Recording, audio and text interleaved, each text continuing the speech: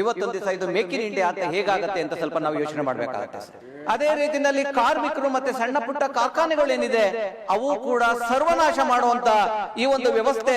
ಸದ್ಯಸೆ ಅಮೃತ್ ಕಾಲ್, ಅಚ್ಚೆ ದಿನ್, ಒಂದೇ ಭಾರತ್, ನ್ಯಾಷನಲಿಸಂ ಎಂತೆಂತ ದೊಡ್ಡ ಪದಗಳನ್ನ ಉಪಯೋಗಿಸ್ತಾರೆ ಸರ್. 2014ರಲ್ಲಿ 10 ಗ್ರಾಮ್ ಚಿನ್ನ 28,000 ರೂಪಾಯಿ, ಇವತ್ತು 1,50,000 ರೂಪಾಯಿ ಮೀರಿದೆ ಅಂತ ಅಂದ್ರೆ ತಾವು ಯೋಚನೆ ಮಾಡಬೇಕು sir. Today that BJP party account in 2014 they had only 295 crores.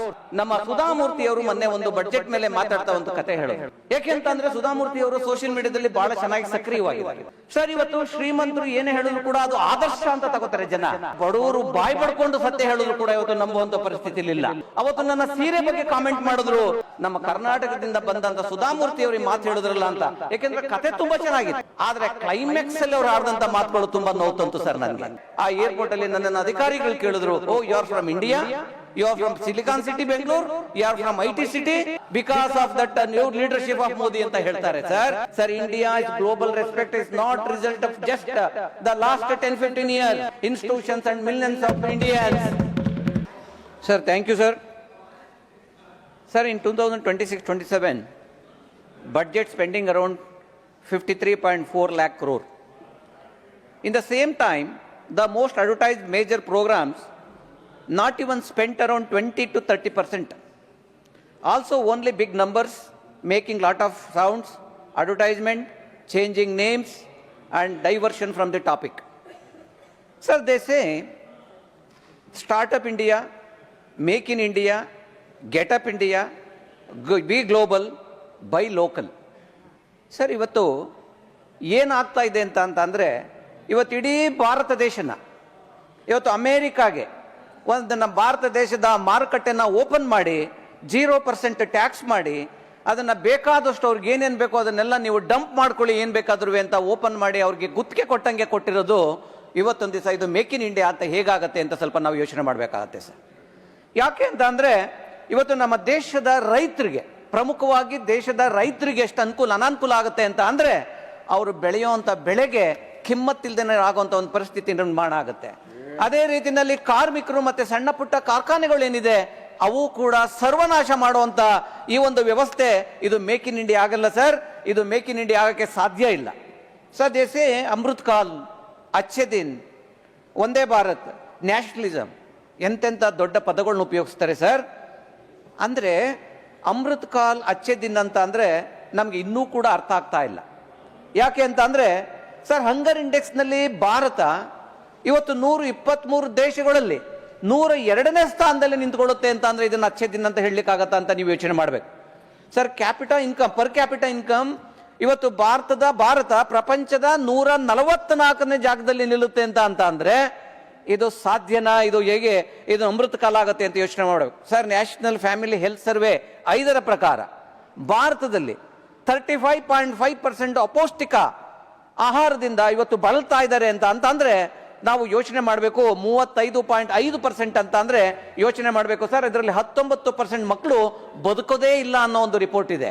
ಇದು ಇವತ್ತೊಂದು ದಿವಸ ಇದು ಇವ್ರಿಗೆ ಹಚ್ಚಿದ್ದೀನಿ ಸರ್. 2014ರಲ್ಲಿ 10 ಗ್ರಾಮ್ ಚಿನ್ನ 28,000 ರೂಪಾಯಿ ಇತ್ತು, ಇವತ್ತು 1,50,000 ರೂಪಾಯಿ ಮೀರಿದೆ ಅಂತ ಅಂದ್ರೆ ತಾವು ಯೋಚನೆ ಮಾಡಬೇಕು ಸರ್. ಕರೋನಾ ಬಂದಂತ ಸಂದರ್ಭದಲ್ಲಿ ಎಷ್ಟೋ ಜನ ಬಡವರು ಅಲ್ಲಿಂದ ಡೆಡ್ ಬಾಡಿನ ತರಲಿಕ್ಕೆ ಹಾಸ್ಪಿಟಲ್ ಮತ್ತೆ ಹಾಸ್ಪಿಟಲ್ ಖರ್ಚಿನ ನೋಡ್ಕೊಳ್ಳಿಕ್ಕೆ ಅವತ್ತೊಂದು ದಿವಸ ತಮ್ಮಲ್ಲಿದ್ದಂತ ಗೋಲ್ಡ್ ನ ಮಾರ್ಕೊಳ್ಳುವಂತ ಪರಿಸ್ಥಿತಿ ಬಂತು. ಆ ಗೋಲ್ಡ್ ನ ಮಾರ್ಕೊಂಡ್ಮೇಲೆ ಸಾಕಷ್ಟು ಜನ ಬಡವರು ಇವತ್ತು ಬೀದಿಗೆ ಬಂದ್ರು ಅವತ್ತೊಂದು ದಿವಸ. ಇವತ್ತೇನಾದ್ರೂ ಸರ್, ಇಡೀ ಪ್ರಪಂಚದಲ್ಲಿ ನಮ್ಮ ಭಾರತದ ಮಹಿಳೆಯರಿಗೆ ಚಿನ್ನ ಅಂತ ಅಂದ್ರೆ ಒಂದು ಅಭಿಮಾನ. ಏಕೆಂದ್ರೆ ಅದೊಂದು ಟ್ರೆಡಿಷನ್. ಅವರು ಯಾವುದೇ ಒಂದು ತಾಲಿಗೆ ದುಡ್ಡು ಇದು ಮಾಡಬೇಕು ಅಂತ ಅಂದ್ರೆ, ಒಂದು ಮದುವೆಗೆ ಇದು ಮಾಡ್ಬೇಕಂದ್ರೆ ಇವತ್ತು ಚಿನ್ನದ ಅವಶ್ಯಕತೆ ಜಾಸ್ತಿ ಇದೆ ಸರ್. ಇವತ್ತು 1,50,000 ರೂಪಾಯಿನ ಕೊಟ್ಟು ಇವತ್ತು 10 ಗ್ರಾಮ್ ನ ತಗೊಳ್ಳುವಂತ ಪರಿಸ್ಥಿತಿಗೆ ತಂದಿದ್ದಾರೆ ಅಂತ ಅಂದ್ರೆ ಇದನ್ನ ಅಚ್ಚೆ ದಿನ ಅಂತ ಹೇಳಕ್ಕಾಗತ್ತಾ ಸರ್, ಅಥವಾ ಅಮೃತ್ ಕಾಲ ಅಂತ ಹೇಳಕ್ಕಾಗತ್ತಾ ಸರ್? ಇವತ್ತು gas cylinder they is to pay in 2014 only 400 rupees, but today they are paying 850 rupees. This is acche din sir. Petrol diesel crossed 100 rupees. This is Achhe Din sir. Dollar in 2014 58.25 paise. Today is crossed 92 rupees. This is Achhe Din sir. Sir, ಇವತ್ತು ನಮ್ಮ ದೇಶ ಸಾಲ ಇವತ್ತು 2014 214 lakh crores ಇವತ್ತೊಂದು ದಿವಸ ನಮ್ಮ ದೇಶದ ಮೇಲೆ ಸಾಲ ಇದೆ. ಅದಕ್ಕೆ ಇಂಟ್ರೆಸ್ಟ್ ಸುಮಾರು 14.4 lakh crore ಇವತ್ತು ಇಂಟ್ರೆಸ್ಟ್ ಕಟ್ಟುವಂತ ಪರಿಸ್ಥಿತಿ ಬಂದಿದೆ ಸರ್. ಇವತ್ತು ಈ ಬಡ್ಜೆಟ್ ಏನ್ ಮಾಡಿದ್ದಾರೆ, 53.47 ಕೋಟಿ ಲಕ್ಷ ಬಡ್ಜೆಟ್ ಏನ್ ಮಾಡಿದ್ದಾರೆ, ಅದರಲ್ಲಿ ಇವತ್ತೊಂದು ದಿವಸ 16.95 ಅಂದ್ರೆ 17 ಲಕ್ಷ ಕೋಟಿ ಸಾಲನು ಕೂಡ ಇದರಲ್ಲಿ ಅಡಗಿದೆ ಅಂತ ಅಂದ್ರೆ ಸೇರಿದೆ ಅಂತ ಅಂದ್ರೆ ಇವತ್ತು ಯೋಚನೆ ಮಾಡಬೇಕು. ದೇಶನೂ ಕೂಡ ಇವತ್ತು ಸಾಲದ ಸುಳಿಯಲ್ಲಿ ಸಿಕ್ಕಿಸಿ ಪ್ರತಿಯೊಬ್ಬ ಭಾರತೀಯ ಪ್ರಜೆ ಮೇಲೆ ಎಷ್ಟು ಸಾಲ ಹೊರ್ತಿದ್ದಾರೆ ಅಂದ್ರೆ ಇದನ್ನ ಅಚ್ಚೆ ದಿನ ಅಂತ ಹೇಳಕ್ಕಾಗತ್ತೆ, ಹೇಗಾಗತ್ತೆ ಅಂತ ಯೋಚನೆ ಮಾಡಿ sir. So in the same time, one famous businessman, his net worth was about 44,000 crores in 2014. But today, in 2022, his net worth become 12 to 13 lakh crore, not 1,000, which is 2,740% is increase, sir. Sir, today that BJP party account in 2014, they had only 295 crores. But ivattu, sir, today, 2014, they have 10,000 crores. Just you imagine, sir, but farmers' income never become double. So this is the story of the Achhe Din Andamrukal.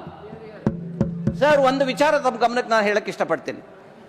ನಮ್ಮ ಇದರಲ್ಲಿ ನಮ್ಮ member ಆಗಿದ್ದಂಥ ಗೌರವಾನ್ವಿತ ನಮ್ಮ ಸುಧಾಮೂರ್ತಿಯವರು ಮೊನ್ನೆ ಒಂದು budget ಮೇಲೆ ಮಾತಾಡ್ತಾ ಒಂದು ಕತೆ ಹೇಳೋದು. ಆ ಕತೆ ತುಂಬಾ ಸಾರಸ್ವಾಗಿತ್ತು, ತುಂಬಾ ಚೆನ್ನಾಗಿ ಹೇಳೋದು. ಯಾಕೆಂತಂದ್ರೆ ಸುಧಾಮೂರ್ತಿಯವರು ಸೋಷಿಯಲ್ ಮೀಡಿಯಾದಲ್ಲಿ ಬಹಳ ಚೆನ್ನಾಗಿ ಸಕ್ರಿಯವಾಗಿದ್ದಾರೆ.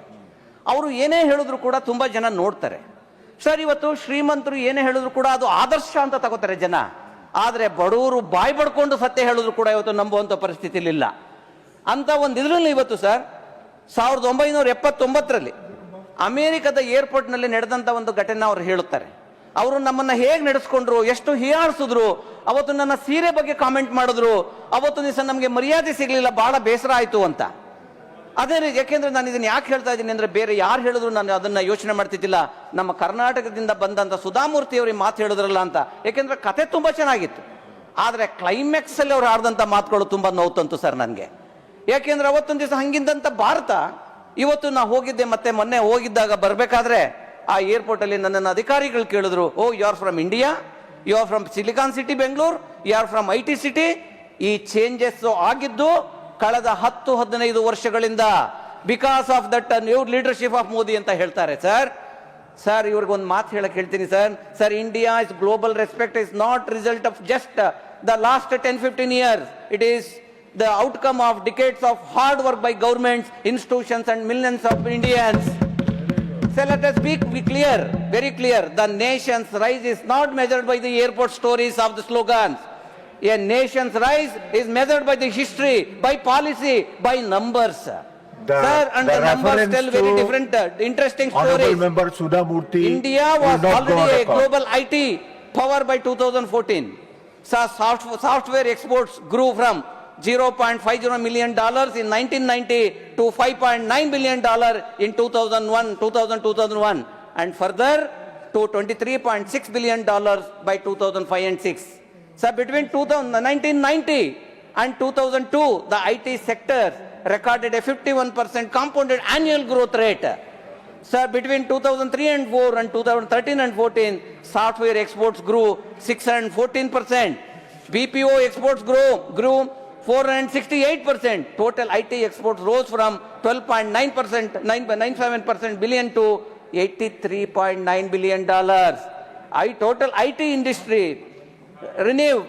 revenue grew from 21.3 billion to $105 billion. Domestic IT services revenue grew from 707%. Sir, by 2012, IT contributed nearly 25% of India's exports. This happened because of technology reforms in 1980s, liberalization in 1991, and social welfare measured domestically.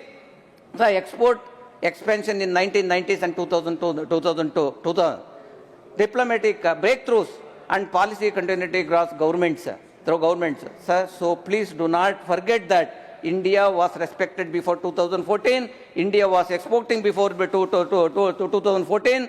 And also India's IT sector was already a global powerhouse before 2014, sir. So let us be clear, our respect was built over decades, not suddenly, sir. Sir, ivattu kuda ಅಮೆರಿಕಾದಲ್ಲಿ ಇವತ್ತು ನಮ್ಗೇನಾದರೂ visa ಸಿಗೋದು ಅಷ್ಟು ಸುಲಭ ಇಲ್ಲ. ಅದು ಶ್ರೀಮಂತರಿಗೆ ಸುಲಭ ಇರಬಹುದು, ಆದರೆ ಮಧ್ಯಮದವರಿಗೆ ತುಂಬಾ ಕಷ್ಟ ಇದೆ. ತಮಗೆ ಗೊತ್ತಿರಬಹುದು ಸರ್, 2025ರಲ್ಲಿ ಸುಮಾರು 3,800ಕ್ಕೂ ಹೆಚ್ಚು ಇಂಡಿಯನ್ಸ್ನ ಡಿಪೋರ್ಟ್ ಮಾಡಿದ್ರು. ಅದರಲ್ಲೂ ಫೆಬ್ರವರಿ 25 ನಮ್ಮ ಫಾರಿನ್ ಮಿನಿಸ್ಟ್ರಿಯಲ್ಲೇ ಕೂತಿದ್ದಾರೆ. ಫೆಬ್ರವರಿ 25 104 ಜನ ಇಂಡಿಯನ್ಸ್ನ ಇಂಡಿಯನ್ ನ್ಯಾಷನಲ್ಸ್ US ಆರ್ಮಿನವರು ಡಿಪಾರ್ಟ್ ಮಾಡಬೇಕಾದ್ರೆ ಅವರ ಕೈಗೆ ಕಾಲ್ಗೆ ಕೊಳ ಹಾಕ್ಬಿಟ್ಟು ಅಮಾನೀಯವಾಗಿ ಅವ್ರನ್ನ ಕಳಿಸಿದ್ರು. ಇಡೀ ಮೀಡಿಯಾದಲ್ಲಿ ಬಂತು. ಅದ್ರದ್ದು ಅದು ಯಾವ ರೀತಿ ಇದೆ ಅಂತ ಗೊತ್ತಾಗುತ್ತೆ ಸರ್. ಈಗ H1B ವೀಸಾ ಕೂಡ ಮುಂದಿನ ದಿನಗಳಲ್ಲಿ ತುಂಬಾ ಕಷ್ಟ ಆಗುತ್ತೆ ಅಂತ ಪ್ರತಿಯೊಬ್ಬರು ಕೂಡ ಹೇಳ್ತಾ ಇದ್ದಾರೆ. ಇವತ್ತಿನ ಪರಿಸ್ಥಿತಿ ಈ ತರ ಇದ್ದದ್ದು ನಮ್ಮ ಗಮನದಲ್ಲಿರೋದು ಒಳ್ಳೆಯದು. Sir, I would like to remind the famous quote of Dr. Singh, the true test of governance is not in a grand announcement, but in the improving the lives of the ordinary people. And democracy is not merely about elections. It is about accountability and institution. With this, history will be kinder to Dr. Manmohan Singh, sir. Sir, he delivered reforms, managed crisis, expanded welfare, and maintained physical credibility. Sir, and also today's finance minister says she doesn't want to be a Manmohan Singh, Dr. Manmohan Singh. Then she must explain why unemployment rate is so high, funds remain unutilized, and also states are under financial stress. Why there is a discrimination on non-BJP governments, and also threatening opposition through ED, IT, and CBI. Sir, as I said, regarding the utilization of funds, unutilization of funds, I will give you some example. How it will be affect to the people. People are waiting for the drinking water, houses, roads, basic services. Due to failure of planning, their timely release and coordination. Sir, the ministries which unutilized funds greater than 40%, I will explain. Sir, Jal Jeevan Mission, 74.6%. Sir, this is unutilized amount, what I am telling you. Department of Drinking Water and Sanitation, 69%. Sir, Pradhan Mantri Awas Yojana, 59% urban. Department of Social Science and Technology, 58%. Ministry of Tourism, that is 48%. Ministry of Micro and Small, Medium Enterprises, 47%. Pradhan Mantri Gram Sadak Yojana, sir, 42%. And also Pradhan Mantri Awas Yojana, 40%. Ministry of Housing and Urban Affairs, 40%. So numbers are not just statistics, sir. They represent households without taps, families without homes, villages without roads, and cities waiting for the infrastructure. At the same time, states are asking to maintain the strict physical discipline, and we blame for the slow implementation. Sir, ಇದು ಕಳೆದ 10-12 ವರ್ಷಗಳಿಂದ Karnataka sir ನಮ್ಮ ಇದಕ್ಕೆ central government, ಯಾಕೆಂತಂದ್ರೆ ನಮ್ಮ finance minister ಕೂಡ ನಮ್ಮ ಕರ್ನಾಟಕದವರೇ ಆಗಿರೋದ್ರಿಂದ ಏನಾದರೂ ಒಂದು ಸೈಜಬಲ್ ಪ್ರಾಜೆಕ್ಟ್ ನ ಕೊಡ್ತಾರೆ ಅಂತ ನಮ್ಮ ಕರ್ನಾಟಕದ ಜನ ವೇಟ್ ಮಾಡ್ತಿದ್ರು. ಆದ್ರೆ ಡಿಸಪಾಯಿಂಟ್ ಆದ್ವಿ ಸರ್. ಅಟ್ಲೀಸ್ಟ್ ಕರ್ನಾಟಕದಿಂದ ಕೊಟ್ಟಂತ ಏನಾದರೂ ಕೆಲವು ಪ್ರಾಜೆಕ್ಟ್ಗಳನ್ನಾದ್ರೂ ಕನ್ಸಿಡರ್ ಮಾಡ್ತಾರ ಅಂತ ಅಂದ್ರೆ ಅದನ್ನೂ ಮಾಡಿಲ್ಲ ಸರ್. ಯಾಕೆ ಅಂದ್ರೆ ನಾನು ಹೇಳ್ತೀನಿ, ನಾನು ಕೊನೆಯದಾಗಿ ನಿಮ್ಗೆ ಹೇಳಬೇಕು ಅಂತ ಅಂದ್ರೆ ಸರ್, ರಾಯಚೂರಿಗೆ ಏಮ್ಸ್ ಕೇಳಿದ್ವಿ ನಾವು, ಅಲ್ಲಿ ಹಾಸ್ಪಿಟ್ಲ್ ಸರ್, ಅಲ್ಲಿ ಹೋಗ್ಬೇಕಂತಂದು ಎಲ್ಲರೂ ಕೂಡ ಕೇಳಿದ್ವಿ. ಆದ್ರೆ ಅಲ್ಲಿಂದ 250-300 ಕಿಲೋಮೀಟರ್ ದೂರ ಹೋಗ್ಬೇಕು ಸರ್. ಇವತ್ತಿನ ದಿವಸ ಅಲ್ಲಿಗೊಂದು ಹಾಸ್ಪಿಟಲ್ ಇವತ್ತಿನ ತನಕ ಏಮ್ಸ್ ನ ಕೊಡ್ಲಿಲ್ಲ. ಹಾಸನಕ್ಕೆ IIT ಕೇಳಿದ್ವಿ, ಅದನ್ನ ಕೊಡ್ಲಿಲ್ಲ ಸರ್. ಶಿವಮೊಗ್ಗ, ವಿಜಯಪುರ, ಹಾಸನ್, ರಾಯಚೂರು, ಕಾರವಾರ ಏರ್ಪೋರ್ಟ್ ಇವತ್ತು ಉಡಾನ್ ಸ್ಕೀಮ್ ಅಲ್ಲಿ, ಇವತ್ತೊಂದು ದಿವಸ ಬಳ್ಳಾರಿ, ಎಲ್ಲಾದ್ರೂ ಸೇರಿ ಉಡಾನ್ ಸ್ಕೀಮ್ ಅಲ್ಲಿ ನಾವು ಇವತ್ತು ಅಲ್ಲಿಗೆ ನಾವು ರಾಜ್ಯ ಸರ್ಕಾರ 3,000 ಕೋಟಿ ರೂಪಾಯಿನ ಖರ್ಚು ಮಾಡಿದ್ದೆ. ಆದ್ರೆ ಕೇಂದ್ರ ಸರ್ಕಾರ 1 ರೂಪಾಯಿನೂ ಕೊಟ್ಟಿಲ್ಲ ಸರ್. ಅದರಿಂದ ಈಗ ಅಟ್ಲೀಸ್ಟ್ ಅಲ್ಲಿಂದ ಫ್ಲೈಟ್ ನಾದ್ರೂ ಹಾರಿಸುವಂತ ಜನಗೆ ಅನುಕೂಲ ಆಗುವಂತ ಕೆಲಸನ ಮಾಡಬೇಕು ಅಂತ ನಾನು ಆಗ್ರಹಿಸ್ತೀನಿ sir. Finally this budget is only corporate friendly budget, sir. Not for the poor people, not for the any country people, sir. Thank you very much. ಹೆಚ್ಚಿನ ವಿಡಿಯೋಗಳಿಗೆ ಪ್ರತಿಧ್ವನಿ ಯೂಟ್ಯೂಬ್ ಚಾನೆಲ್ ಸಬ್ಸ್ಕ್ರೈಬ್ ಮಾಡಿ, ಬೆಲ್ ಐಕಾನ್ ಕ್ಲಿಕ್ ಮಾಡಿ.